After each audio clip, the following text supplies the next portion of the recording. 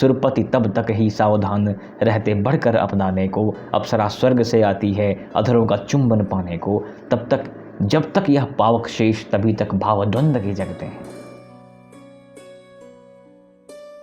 नमस्कार मित्रों, स्वागत है आप सभी का आपके अपने चैनल पर। और इस समय हम पाठन कर रहे हैं उर्वशी नाग महाकाव्य का। अपोलॉजीज़, हाथ जोड़ के आपसे क्षमा माफ़ी कि मैं आपको टाइम पे वीडियोस नहीं दे पा रहा हूँ। ऑब्वियसली बात है, कुछ कमिटमेंट्स हैं जॉब और को लेकर के, जहाँ पे टाइम ज़्यादा कंज्यूम हो रहा है।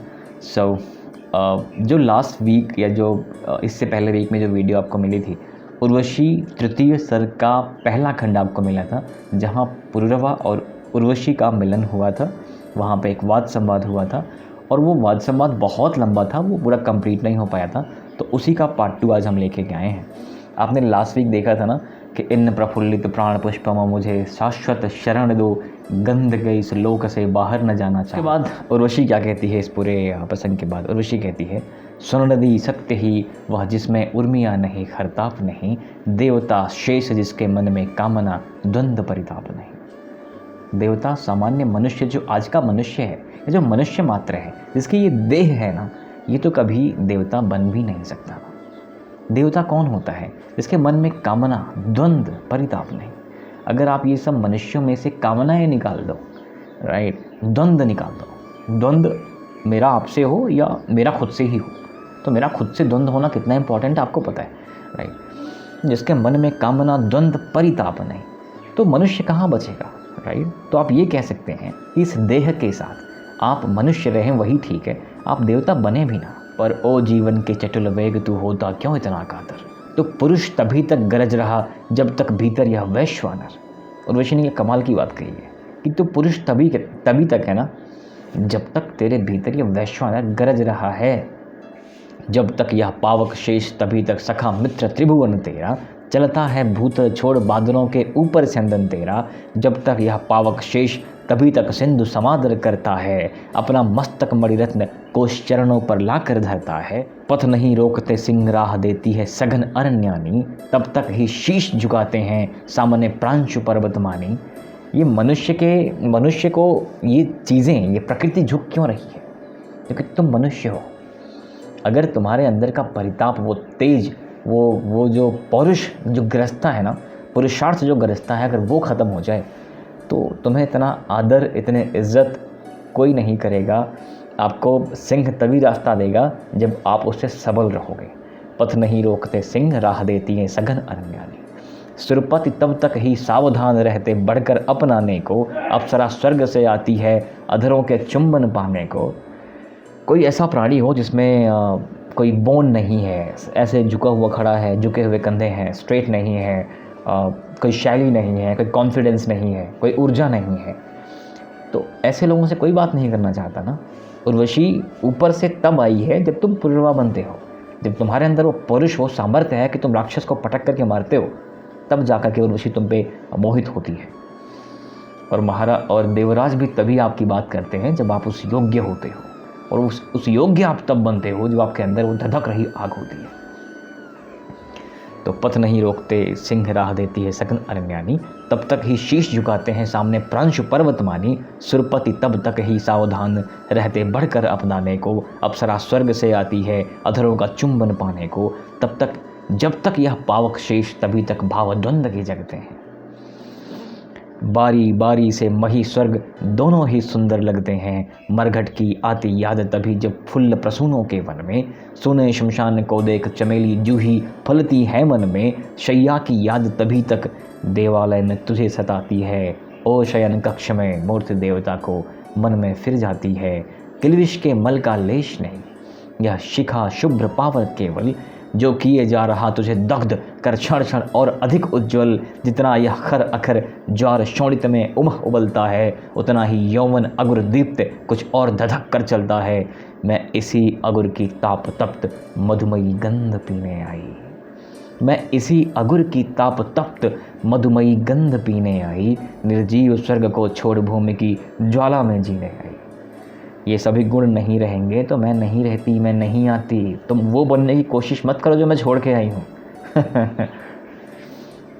बुझ जाए मृत्तिका अनल, स्वर्गपुर का तो इतना ध्यान न कर। बुझ जाए मृत्तिका अनल, स्वर्गपुर का तू इतना ध्यान न कर, मृत्यु का अनल आग जो तुम्हारी मिट्टी में है ना, वो बुझना नहीं चाहिए। और वो तब बुझेगा जब तुम कंपेयर करोगे खुद को उससे, स्वर्गपुर से, जो तुझे दीप्त से सजती है। उस ज्वाला का अपमान न कर, तू नहीं जानता इसे वस्तु जो इस ज्वाला में खिलती है। सूर्य क्या सुरेश के आलिंगन में भी वह न कभी मिलती है। जब मनुष्य के आलिंगन में जो ज्वाला है ना, वह सूर्य नहीं, देवता नहीं, सुरेश देवताओं के राजा के आलिंगन में नहीं मिलती। यह विकल व्यग्न विह्वल प्रहर्ष सुर की सुंदरी कहाँ पाए। प्रज्वलित रक्त का मधुर स्पर्श नभ की अप्सरी कहाँ पाए। वे रक्तहीन शुचि सौम्य पुरुष अंबरपुर के शीतल सुंदर। हाड़ मास नहीं है उनमें, वे रक्तहीन शुचि सौम्य पुरुष अंबरपुर के शीतल सुंदर। दे उन्हें किंतु क्या दान स्वप्न, जिनके लोहित संतप्त प्रखर। यह तो नर ही है एक साथ जो शीतल और ज्वलित भी है। यह तो नर ही है एक साथ जो शीतल और ज्वलित भी है। मंदिर में साधक व्रति पुण्यवन में कंदर्प ललित भी है। योगी अनंत चिन्मय रूप को रूपायित करने वाला, भोगी ज्वलंत रमणी मुख पर चुंबन अधीर करने वाला, मन की असीमता में निबद्ध नक्षत्र पिंड ग्रह दिशा आकाश, तन में रसस्वनी की धारा, मिट्टी की मृदु सौंधी सुवास। मानव मानव ही नहीं अमृत नंदन यह लेख अमर भी है। मानव मानव ही नहीं अमृत नंदन यह लेख अमर भी है। वह एक साथ जल अनल मृत्यु महदंभर शर अक्षर भी है। तो मनुज नहीं देवता कांति से मुझे मंत्र मोहित कर ले। फिर मनुज रूप धर उठा गाढ़ अपने आलिंगन में भर ले। मैं दो विटपों के बीच मग्न नन्ही लतिका सी सो जाऊं। मैं दो विटपों के बीच मग्न नन्ही लतिका सी सो जाऊं। छोटी तरंग सी टूट उरस्थल के महीद्र में खो जाऊं। आ मेरे प्यारे त्रिषित शांत अंतःसर में मज्जित करके, हर लूंगी मन की तपन चांदनी फूलों से सज्जित करके। रसमयी मेघमाला बनकर मैं तुझे घेर छा जाऊंगी। फूलों की छाह तले अपने अधरों की सुधा पिलाऊंगी। मिलन हो रहा है यहाँ पर। उर्वशी ने बताया कि तुम क्यों इतने स्पेशल क्यों हो, क्योंकि तुम मानव हो। तुम उनकी बात ही ना करो। जब तुम वो बनने के लिए जाओगे ना, तो ये सब कुछ तुम्हारे सामने आएगा ही नहीं। मैं स्वयं नहीं आऊँगी। मैं तुम्हारे पास इसलिए आई हूँ क्योंकि तुम मानव हो। तो महाराज कहते हैं, तुम मेरे बहुरंगे स्वप्न की मणिकुट्टी प्रतिमा हो। नहीं मोहती हो केवल तन की प्रसन्न द्युति से ही, पर गति की भंगिमा लहर से, स्वर से, किलांकिचित से और गूढ़ दर्शन चिंतन से भरी उक्तियों से भी। किंतु अनल की दाहकता यह दर्शन हर सकता है। किंतु अनल की दाहकता यह दर्शन हर सकता है। हर सकते हैं उसे मात्र ये दोनों नयन तुम्हारे, जिनके सुच निस्सीम नील जब में प्रवेश करते ही मन के सारे द्विधा द्वंद चिंता भरम मिट जाते हैं। या प्रवाल से अधर दीप्त जिनका चुंबन लेते ही धुल जाती है शांति, प्राण के पाटल खिल जाते हैं और उमड़ आसुरी शक्ति फिर तन में छा जाती है। किंतु हायरी लहर वहिन की जिसे रक्त कहते हैं। किंतु हायरी लहर वहिन की जिसे रक्त कहते हैं। किंतु हायरी अविच्छिन्न वेदना पुरुष के मन की कर्पूरित उन्मद सुरम्य इनकी रंगीन धुएं में जाने कितनी पुष्पमुखी आकृतियां उतराती हैं। रंगों की यह घटा व्यग्न झंझा यह मादकता की, चाहे कितनी उड़े बुद्धि पर राह नहीं पाती है। छिपता नहीं पुरुष कभी क्षण भर को निभृत निलय में, यदि वहिनी उसे फिर खींच मधुवन में ले जाती है। अप्रतिहत यह अनल दग्ध हो इसकी दाहकता से, कुंज कुंज में जगे हुए कोकिल क्रंदन करते हैं। घूर्ण चक्र आंसू पुकार झंझा प्रवेग उद्वेलन करते रहते सभी रात भर दीर्ण विदीर्ण तिमिर को। और प्रात जब महाक्षुब्ध प्लावन पग फैलाता है, जगती के प्रहरी सेवित सब बंध टूट जाते हैं। दुर्निवार यह वहिन मुग्ध इसकी लौ के इंगित से उठते हैं तूफान और संसार मरा करता है। महाराज पुरवा कहते हैं कि जो रक्त में जो प्रवाह है ना, वो हमसे क्या क्या करवा देता है। बुद्धि वहाँ काम नहीं करती जब रक्त प्रबल प्रवाह पे होता है। उर्वशी कहती है कि रक्त बुद्धि से अधिक बली है और अधिक ज्ञानी भी। रक्त बुद्धि से अधिक बली है और अधिक ज्ञानी भी, क्योंकि बुद्धि सोचती और शोणित अनुभव करता है। बुद्धि सोचती है और रक्त ना वो सारी बातें अनुभव कर रहा है। उर्वशी कहती है कि श्रुति पट पर उत्पत्त श्वास का स्पर्श अधरों पर रसना के गुदगुदी अदीपित निष्क अधियाले में रसमाती भटकती उंगलियों का संचरण त्वचा पर इस निगूढ़ कूजन का आशय बुद्धि समझ सकती है। जब ये दोनों मिल रहे होते हैं, प्रेमी और प्रेमिका, जो इनके हाव भाव या फिर कुछ फिज़िकल एक्टिविटीज़ हैं, वो उर्वशी यही कहना चाह रही हैं कि क्या इनका आशय, क्या इनका मतलब बुद्धि समझ पाएगी। ये रक्त ही है जो प्रवाह उसका समझ पाता है, रक्त ही है जो इन आशयों को समझ पाता है। उसे समझता रक्त एक कंपन जिसमें उठता है, किसी दूब के फुनगी से औचक छू जाने पर भी बुद्धि बहुत करती बखान सागर तट की सिकता का। महाराज पुरवा कहते हैं, द्वंद्व शूलते जिसे सत्य ही वह जन अभी मनुज है। देवी वह जिसके मन में कोई संघर्ष नहीं है, तब भी मनुज जन्म से है लोकोत्तर दिव्य तुम्ही सा। मट मैली खर चंदुल धार निर्मल प्रशांत उद्दम की। रक्त बुद्धि से अधिक बली है, अधिक समर्थ, तभी तो निज उद्गम की ओर सहज हम लौट नहीं पाते हैं। रक्त ही अधिक बली है, तभी तो निज उद्गम की ओर सहज हम लौट नहीं पाते हैं। हम हैं कौन, ये हमें समझ ही नहीं आता है। मित्रों, एक बात समझिएगा कि उर्वशी है ना, जो प्रतीक है राग का, मोह का, काम का, लेकिन जो पुरवा है ना, वो जो पुरुष है ना, वो बहुत देर तक इसमें उलझ नहीं सकता है। ये सत्य है। जिनको अब कुछ प्रॉब्लम हो जाए, कुछ मानसिक बीमारियां अगर हो जाए, तो मैं नहीं कह सकता, लेकिन प्रैक्टिकली लाइफ में मैं एक ऐसे डोमेन में हूँ, ऐसी जॉब में हूँ जहाँ मेरा इंटरेक्शन काफ़ी होता है। लाइफ कोचिंग हम सिखाते हैं लोगों को कि जो लक्ष्य आपने बनाए हैं या उद्देश्य क्या होना चाहिए, what should be the purpose of your life, ये सब काउंसलिंग के टाइम मुझे पता चलता है। It's been a while I have been in this business, और मैं काफ़ी लोगों से बात कर चुका हूँ। एक चीज़ जो क्लियर समझ आई है कि द मेल पर्सन या human being basically, not any variation in male and female, human being है ना, जो मैं और आप हैं, बहुत देर तक इन चीज़ों में नहीं उलझ सकते। एक टाइम आता है जब हम यहाँ से बाहर निकलते हैं। किसी को लत लग जाए, कुछ बुरी है ना, कुछ एडिक्शन जैसी चीज़ माइंड में हो जाए, तो वो तो एक चीज़ हो गई, जो बीमारी आप कह लो, है ना। फिर उसके लिए ट्रीटमेंट चलेगा आपका साइकोलॉजिकल। लेकिन जनरली जिस रक्त की यहाँ पर बात हो रही है, वो रक्त मतलब ये उम्र का पड़ाव आप कह लें। एक उम्र के बाद सब कुछ शांत हो जाता है, फिर आप फोकस होते हो कहीं और, right. Living, kicking, life, family, kids, उनका फ्यूचर, सोशल लाइफ, ये सब होता है। तो इस बात को आप समझें कि महाराज कह रहे हैं कि यह अतिक्रांति वियोग नहीं शोणित के तप्त जलन का, परिवर्तन है स्निग्ध शांत दीपक की सौम्य शिखा में। तो अब आप ये समझें कि जब महाराज उर्वशी से ऐसी बातें करेंगे, राइट, मतलब उर्वशी जो प्रतीक है काम का, मोह का, प्रीति का, रीति का, है ना। तो अब एक पुरुष है जो ऐसी बातें कर रहा है कि एक टाइम ऐसा आएगा कि इन सब चीज़ों से आगे देखना, बहुत आगे देखना है, हमें शिव की तरह बनना है। तो उर्वशी को अच्छा नहीं लगेगा, राइट। तो अगेन आप देखने वाले हैं जहाँ महाराज कहते हैं कि जहाँ प्रत्येक पुरुष शिव है और शक्तिदायिनी शिवा प्रत्येक प्रणयिनी नारी, पर कैसा दुसाध्य पंथ कितना उड्डयन कठिन है। पहले तो मधुसिक्त भ्रमर के पंख नहीं खुलते हैं, और खुले भी तो उड़ान आधी ही रह जाती है। नीचे खींच लेता है आकर्षण मधुवन का, देह प्रेम की जन्मभूमि इस शैशव स्थली की। ममता रहती रोको से अति दूर देश जाने से, बाधक है यह प्रेम आप ही अपनी ऊर्ध्व प्रगति का। महाराज कहते हैं कि अपनी ही प्रगति में प्रेम जो है रोक लेता है। उर्वशी कहती है, अतिक्रमण सुख की तरंग तन के उद्वेलित मधु का, तुम तो जगा रहे मुझ में फिर उस शीत महिमा को, जिसे टांग कर पारिजात द्रुम की अकंप टहनी में मैं चपलोष्ण मानवी सी भू पर रहने आई हूँ। तुम वापस से मुझे वही चीज़ें बताया दिखा रहे हो जिनको लांघ कर टांग कर मैं यहाँ आई हूँ। पर मैं बाधक नहीं जहाँ भी रहो, पर मैं बाधक नहीं जहाँ भी रहो, भूमि या नभ में वक्षस्थल पर इसी भांति मेरा कपोल रहने दो।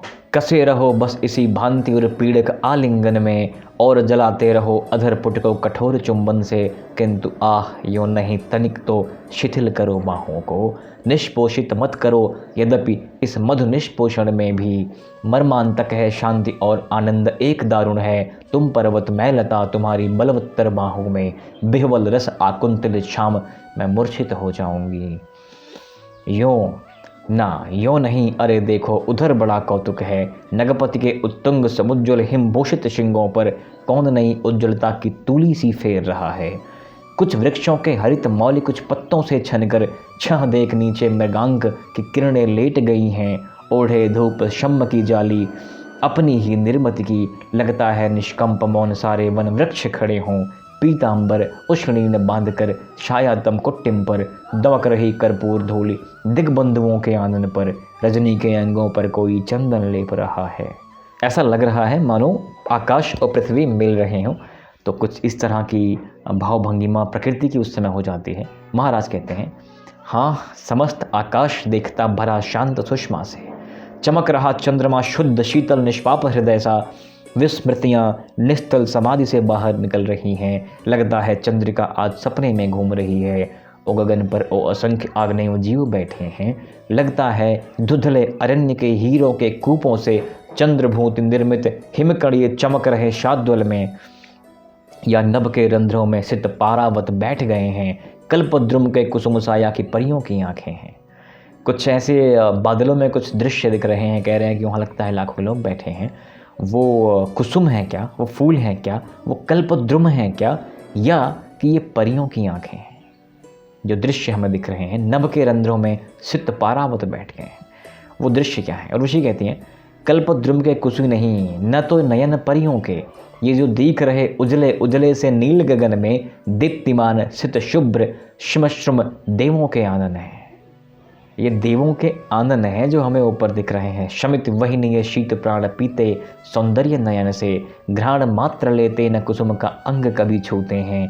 पर देखो तो दिखा दिखा दर्पण शशांक यह कैसे, सबके मन का भेद गुप्तचर सा पढ़ता जाता है। और सभी कैसे प्रसन्न अभ्यंतर खोल रहे हैं, मानो चंद्र रूपधर प्राणों का पाहुन आया हो। ऐसी क्या मोहिनी चंद्रमा के कर में होती है। उर्वशी कहती है, अतल अनादि अनंत पूर्ण बृंहित अपार अंबर में, सीमा खींचे कहाँ निमिष पल दिवस मास संवत्सर। महाकाश के टंगे काल के लक तक से लगते हैं। प्रिय उस पत्रक को समेट लो जिसमें समय सनातन क्षण मुहूर्त संवत शताब्द की बूंदों में अंकित है। बहने दो निस्तेज शांति के इस अकूल धारा में, देश काल से परे छूटकर अपने ही हाथों से किस समाधि का शिखर चेतना जिस पर ठहर गई है। उड़ता हुआ विशिख अंबर में स्थिर समान लगता है। तो अभी पुरवा और उर्वशी क्रीड़ा कर रहे हैं कि कैसे समय को रोका जाए। रुको समय सरिते पल अनुपल काल शकल घटिकाऊं, इस प्रकार आतुर उड़ान भर कहाँ तुम्हें जाना है। या आप ये कह लें कि एक पुरुष या एक मानव ऐसी कल्पना कर रहा है कि ये समय नहीं रुक जाए। कहीं समापन कहीं ऊर्ध्वगामी जीवन की गति का, काल पयोनिधि का त्रिकाल में कोई कूल नहीं है। कहीं कुंडली मार बैठ जाओ नक्षत्र निलय में, मत ले जाओ खींच निशा को। आर्य सूर्य आज सूर्य वेदी पर, रुको पान करने दो शीतलता शतपत्र कमल की। एक सघन क्षण में समेटने दो विस्तार समय का, एक पुष्प में भर त्रिकाल की सुरभि सूंघ लेने दो। मिटा कौन जो बीत गया पीछे की ओर खड़ा है। और ऋषि कहती है कि हम त्रिलोकवासी त्रिकालचर एकाकर समय से, भूत भविष्य वर्तमान तीनों के एक अर्णव में तैर रहे संपृक्त सभी वीचियों कणों अणुओं में, समा रही धड़कने उरों की अप्रतिहत त्रिभुवन में, काल रंध्र भर रहा हमारी सांसों के सौरभ से। फिर इनमें बहुत समय तक ऐसी बातें होती हैं जहाँ प्रश्नोत्तर होते हैं। ये प्रेम में विह्वल होते हैं, ये पूछते हैं कि मैं कौन हूँ या तुम कौन हो। तो ये इन्हें लगता है कि ये ज़मीन पे नहीं है। फिर उर्वशी कहती है कि मैं मानवी नहीं देवी हूँ। देवों के आनंद पर सदा एक झिलमिल रहस्य आवरण पड़ा होता है, उसे हटाओ मत। प्रकाश के पूरा खुल जाने से जीवन में जो भी कवित्व है शेष नहीं रहता है। कई बार कुछ बातों के तह तक ना जाएं तो आनंद बना रहता है। अगर आप जीवन को कभी ऐसा देखें कि ये जीवन है ही क्या, मिट्टी का शरीर है ना, जितने भी इसके नेगेटिव एट्रीब्यूट्स हैं आप उसको देख लें कि यार ये क्या है, आए हैं चले जाना है। आप किसी से प्रेम नहीं कर पाओगे। आप कुछ सुंदर आपको दिखेगा ही नहीं, बस आपको नश्वर नश्वर नश्वर ऐसे दिखता रहेगा, राइट। तो बेटर यही है कि कुछ चीज़ों के तह तक ना देखा जाए, जो जैसा दिख रहा है वैसा ही देखा जाए तो आनंद बना रहता है।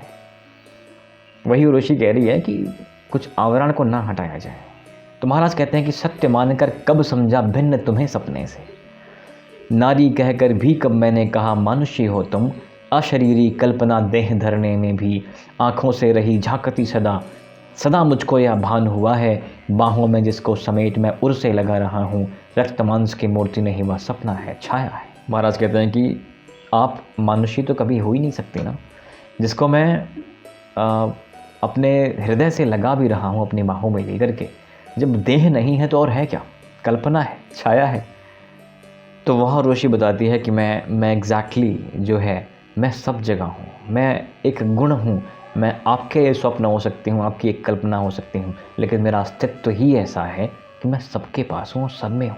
महाराज कहते हैं कि जहाँ जहाँ तुम रही निष्पलक नयनों की आभा से, रहा सींचता मैं आगे तुम जहाँ जहाँ जाओगी, साथ चलूँगा मैं सुगंध से खिंचे हुए मधुकर सा, या कि राहु जैसे विधु के पीछे पीछे चलता है। जैसे राहु ग्रहण के समय चंद्रमा के पीछे चलता है, उसको पकड़ लेता है, सिमिलरली जैसे मधुकर मतलब भौरा जो है वो सुगंध से खिंचा हुआ चला आता है, वैसे ही मैं आपके पीछे पीछे जहाँ भी आप रहेंगी मैं आता रहूँगा। उर्वशी कहती है चंद्रमा चला रजनी बीती हो गया प्रात, पर्वत के नीचे से प्रकाश के आसन पर आ रहा सूर्य फेंकते बाण अपने लोहित, बिध गया ज्योति से वह देखो अरुणाभ शिखर, हिम स्नात सिक्त वल्लरी पुजारिनी को देखो, पति को फूलों से नया हार पहनाती है, कुंजों में जन्मा है कल कोई वृक्ष कहीं, वन की प्रसन्न विहगावली सोहर गाती है, कट गया वर्ष ऐसे जैसे दो निमिष गए, प्रिय छोड़ गंधमादन को अब जाना होगा, इस भूमि स्वर्ग के हरे भरे शीतल वन में जाने कब राजपुरी से फिर आना होगा, कितना अपार सुख था। आप इसको ध्यान से सुने, ये बड़ा निर्णायक और बड़ा चेंजिंग सा है ये फ्रेज़ कि अब जाना होगा, आपके पास से जाना होगा, इस भूमि स्वर्ग के हरे भरे शीतल वन में जाने कब राजपुरी से फिर आना होगा, कितना अपार सुख था।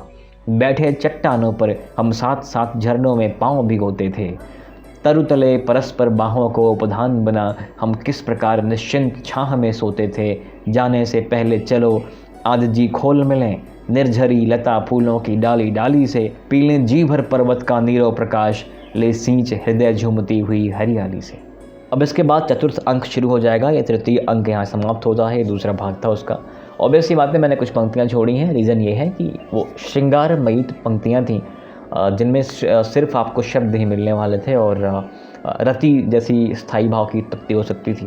That was the only reason I simply skipped. और अभी चतुर्थ अंक शुरू होगा अगली वीडियो में, और चतुर्थ अंक की जो पंक्ति है, जो फ्रेज़ है वो लिया गया है पद्म पुराण से, विक्रमवर्षीय से, क्योंकि अभी उर्वशी जा चुकी है, राइट। तो चतुर्थ अंक में जो शुरुआत होती है इसकी, जो इसका प्रसंग है वो है विस्मृता अभिनयम सर्वम यत् पुरातनम वेदिनम, शशाप भरतः कोपात वियोगा तस्य भूतले। वियोग हो रहा है भूतल पे, क्या हो रहा है आगे आने वाली वीडियो में हम देखने वाले हैं। आप सभी के सपोर्ट के लिए बहुत बहुत धन्यवाद, थैंक यू वेरी मच। आप सभी प्लीज़ अपना ख्याल रखें, अपने करियर अपने गोल्स को लेके फोकस रहें। 2024 आपका साल हो सकता है, इनफैक्ट आई अफर्म दैट कि आपका ही है, मेरा है, आपका है। इसको अपना साल बनाएं और अपने करियर की बुलंदियों को आप अचीव करने की कोशिश करें, एफर्ट डालें। Alright, thank you very much, जय हिंद।